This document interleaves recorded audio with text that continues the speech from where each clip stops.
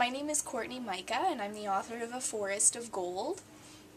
I wrote the book when I was 17 years old, and it was published about a year ago now, so it was released in October of 2011. And I'm just going to tell you a little bit about the story itself and about where I got my ideas.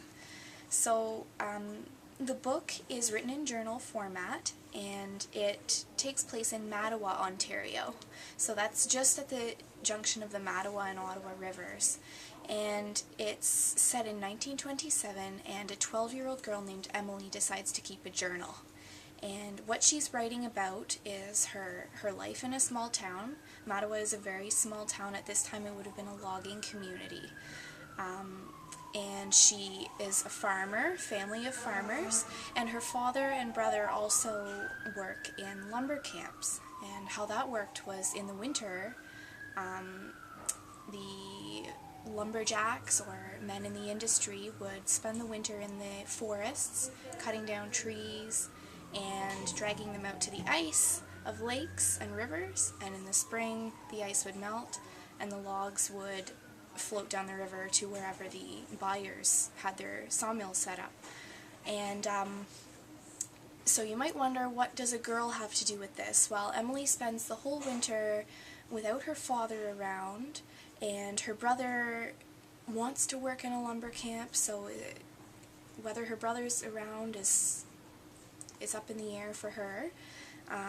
She spends the whole winter with her mother and her younger brother Alex, who can sometimes be annoying, and she records it in her journal, and all about what life is like at school, what life is like in Mattawa, the members of the town on a bigger scale, and what life is like in her family when her brother and father come home for visits.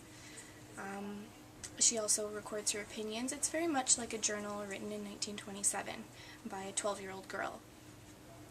I decided to write the book because I felt very strongly about writing, wanted to be an author, but I also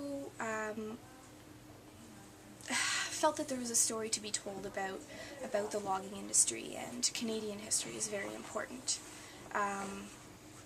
Local history is very important, and the logging industry is something that was experienced in especially British Columbia, New Brunswick, and Ontario, but I still feel that that's something that we can talk about more and embrace as part of our history, especially in the Ottawa Valley.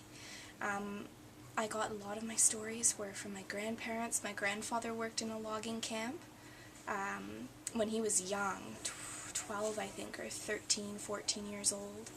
My grandmother's father worked in a logging camp, so she would have had Emily's experience of spending the winters, you know, at home with younger siblings and her mother, and just looking forward to those few visits when her father could come home at Christmas, maybe for a few days.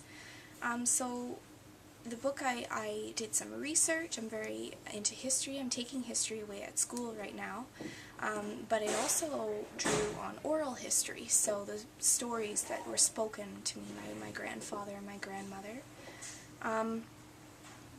So that's what I'm going to tell you about the book.